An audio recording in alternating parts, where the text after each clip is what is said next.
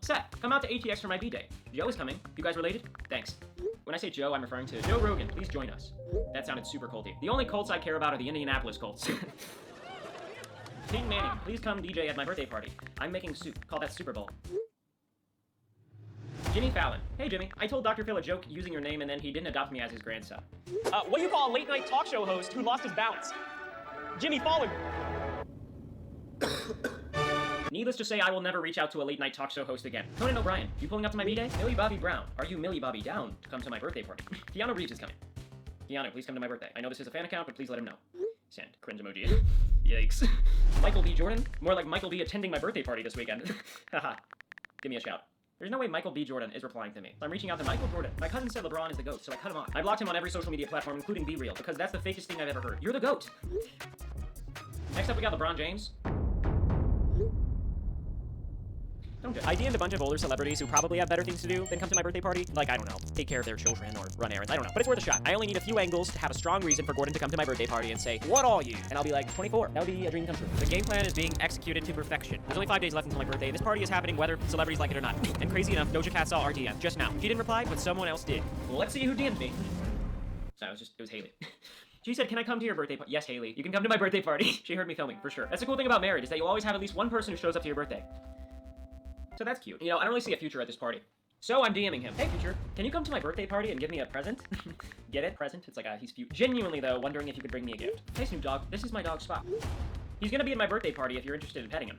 How much does Snoop Dogg like dogs? Next up, Eminem. What rhymes with orange? Imagine since back of voice memo. Cinnamon, cinnamon, off cinnamon, cinnamon, off cinnamon, hot cinnamon, cinnamon. Next up, Ariana Grande. Woo! Of course, I did have a super creepy DM sent to her 3 years ago. That was like my peak celebrity weird era, but we're topping it. So, Ariana Grande. I know you're gonna want to come to my birthday party because your actual BFF just confirmed they're pulling up. That'll pique your interest. Who is her actual BFF, you may ask?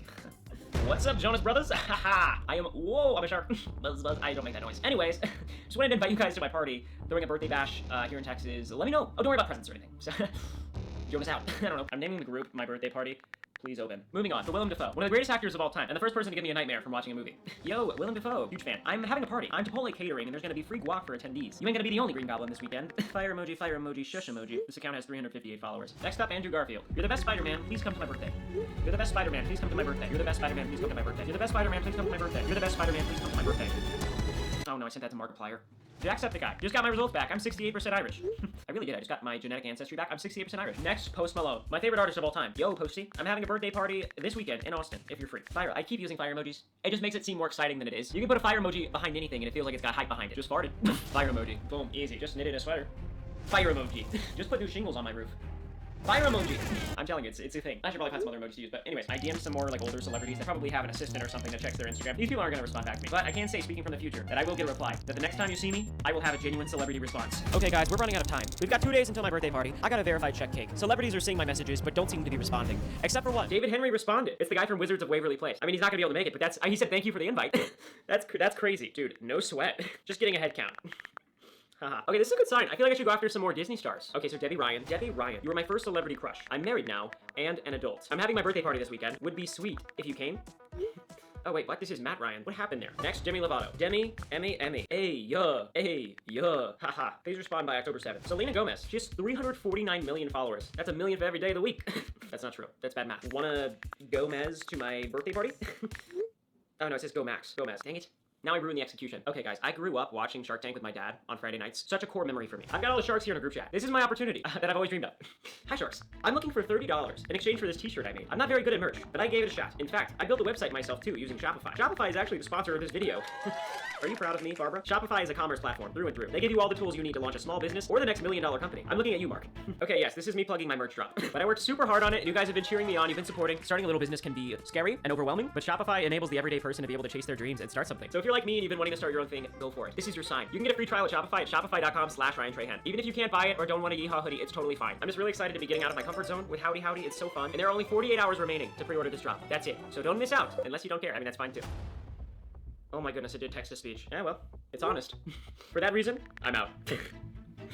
I DM'd some more famous old people until I got down to one of the final bosses. Is their last name property? Has anyone looked this up? That would be crazy. I'm just gonna cut to the chase. Guys, please respond in the next 24 hours. This is important.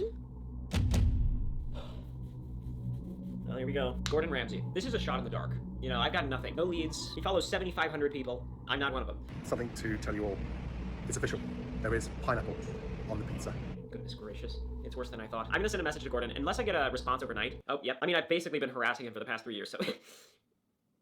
Yeah. Hey, Gordon. I'm gonna be honest here, man. I'm in a pickle. I told Mr. Beast that you were coming to my birthday party because I thought it would impress him enough to get you to come. The truth is, there's no shot you even know I exist. Some people say you could be my biological father, which isn't far from the truth. However, I couldn't cook a Hot Pocket if my life depended on it. So, I'll cut right to the chase. My birthday is tomorrow, and I would love for you to be there. If not, I'm gonna have a lot of explaining to do. What do you say? They always say yee-haw, but they never ask haw yee. Might as well go straight to the source.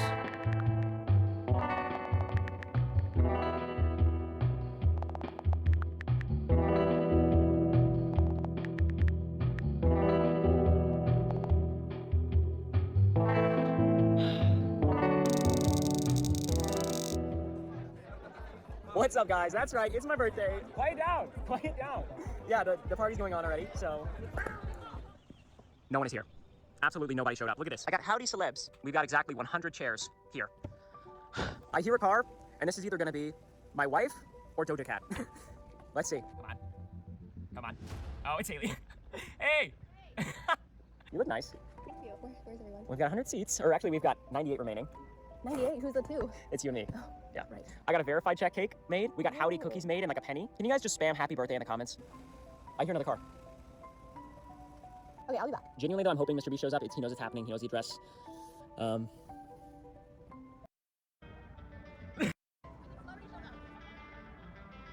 gosh, he's back. Genuinely though, I'm hoping Mr. B shows up. He knows it's happening. He knows the address. Oh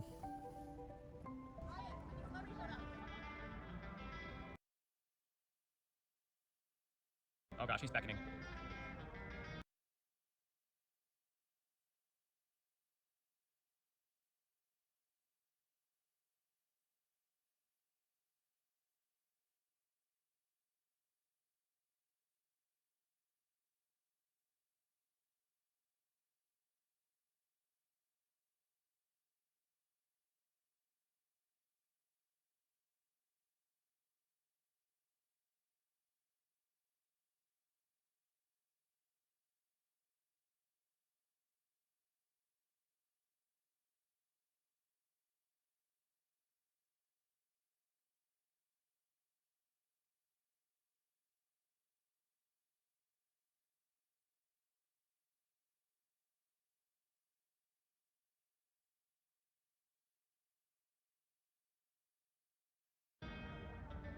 No way. No way. It'd be weird if I said it again. I'm gonna do it anyway. Let's party! Wow, would you look at that? All these people at my party and they're not even celebrities. And I had no idea Haley invited everyone. It was such a pleasant surprise. These are my real friends. And at the end of the day, that's what it's all about. It's not about the blue check on your Instagram account. It's about the people that you can really be yourself with. That was kind of awkward. Fire emoji.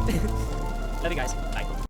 I've got every single Xiaomi flagship ever released, including phones so rare that I literally had to work with the Xiaomi headquarters in China to source them. I built a rig to be able to test them all at the same time. So let's see, how has the smartphone experience evolved over the years? And more importantly, what did Xiaomi do that's allowed them to become the fastest growing phone company in the world? This is one of the coolest packages I've ever received.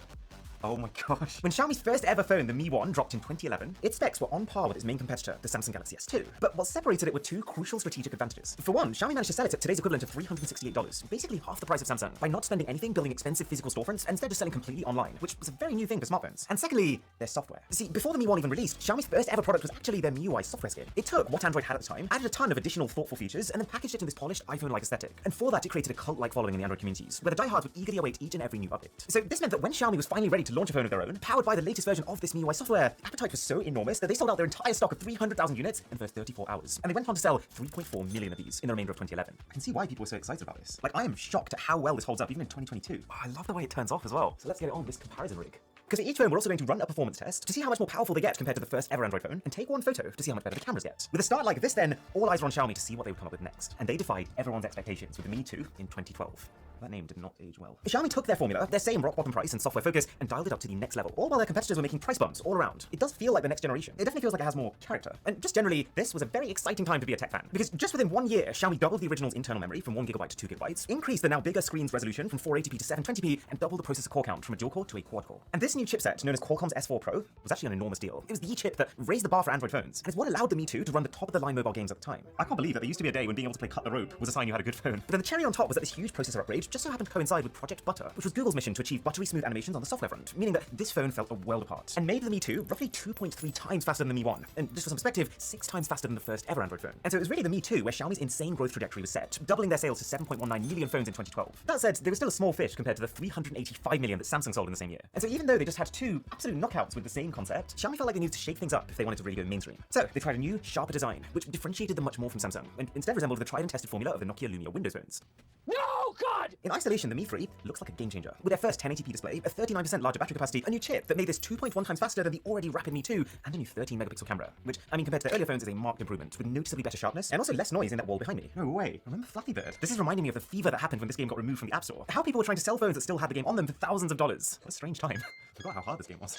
Wow. The problem, though, for Xiaomi was that the competition was also moving fast. And when you compare this Mi 3 to Samsung's competing Galaxy S4, I think the S4 is a way more desirable looking package. What still made this special, though, the one thing that hadn't changed, was the price. It's the fact that you could get a comparable experience with a budget that would have previously not even have allowed you to think about flagship phones, leaving the Mi 3 to still sell like hotcakes, going out of stock within minutes at multiple retailers. The stock shortages were so bad, especially in India for the first time in Xiaomi's history, that after multiple sale windows that actually ended up lasting under 10 seconds each on the online store Flipkart, Xiaomi decided to only allow you to buy a Mi 3 if you had previously tried to buy one 5 times or more. They didn't have enough stock to serve any more customers than that. This is also the year where Xiaomi created their first ever Redmi budget phone, which you can probably imagine based on this whole Xiaomi fever, helped them to catapult their total smartphone sales, all the way up to 18.7 million in 2013 alone. You'll notice very quickly that with the Mi 4, yet again, the design looks nothing like their last phone. And it kind of resembles the iPhone 5S that launched the year before, as far as its square sides are concerned. And I guess it was this similarity, combined with Xiaomi's iPhone-looking software, and the fact that they were starting to become known even outside of China, in markets like the US, where the iPhone dominated, that started to create the reputation of Xiaomi being an iPhone imitator. But then, equally, you could argue that if it's half the price, who cares? The Mi 4 yet again launched at the same price as the previous 3 phones, which at this point was completely unheard of. And the only way that Xiaomi managed it was A, their whole online-only strategy, which saved them all the costs associated with brick-and-mortar stores, and B, their willingness to accept a profit margin as low as 3% at the point of sale, with the idea to then make that money back as people continue to use the phone. Because yeah, it was around this time where Xiaomi started to integrate money-generating services into their software, with things like Mi Home, which encouraged people to also buy Xiaomi's new ecosystem products, and even Mi Financial Services. The strategy was working though, with Xiaomi selling upwards of 61 million phones in 2014. But the extreme focus on price did eventually start to create a bit of a squeeze on how much of a leap Xiaomi could make here, which is why the Mi 4 is only 1.8 times more powerful than the Mi 3, and why it only took very slightly better photos, thanks to the only real change being a slightly wider aperture. Oh, and a sub to the channel would be meaningful. Now, the Mi 5 that came after that was where things started to go a little bit wrong. Oh, the design is so much cleaner though. See, Xiaomi wanted to release the Mi 5 in 2015, the year after the Mi 4, but seeing how the Snapdragon 810 chipset, that was kind of the go-to for flagships in that year, was consistently overheating, the company decided to delay the launch by an entire year, and instead release the Mi 5 with 2016's Snapdragon 820 chip, which, fair play to them, they wanted to wait to make the phone great. Problem was though, if you wait 2 years to launch your phone, then even if the chip is now up to date, the rest of it isn't going to be. I mean, the Mi 5 is nice, don't get me wrong. The glass back and chrome accents definitely make it the most premium Xiaomi phone to date, but Samsung's just announced Galaxy S7 Edge had not just a better screen and more RAM under the hood, but also just felt more ambitious and futuristic thanks to the brand new curved glass display. Not to mention that Xiaomi's initial advantage with having all these extra software features, it was starting to erode thanks to Google's Android that was being used as the base for every company starting to catch up. All leading to Xiaomi's yearly sales taking their first ever dip at just under 55 million units in 2016. But at least compared to the Mi 4, the new 16-megapixel camera is easily an improvement. You can really feel that resolution bump, and the image no longer has any obvious imperfections. Do you know what I can't wait to see? The first phone versus the last phone. It took until 2017 then, until Xiaomi realized that they had to start playing catch up in the high-end market. They realized that their insistence on keeping their phones so cheap, ooh la la, was becoming a limiting factor. And now that their software advantage was fading, it was making them lose relevance in the face of brands who were just doing more exciting things. So they finally upped the price. Which, considering that every phone so far had launched at the exact same figure, and out of nowhere there was suddenly a 25% bump, was definitely a shock to fans. But it allowed them to do so much more. It has stereo speakers, 50% more RAM at up to 6 GB versus 4 last time. It has the newest Snapdragon 835 chipset, which for the first time allowed it to start edging out Samsung in performance, and allowed it to score a staggering 3.3 times higher power score than the Mi 5. And even more impressively, a 126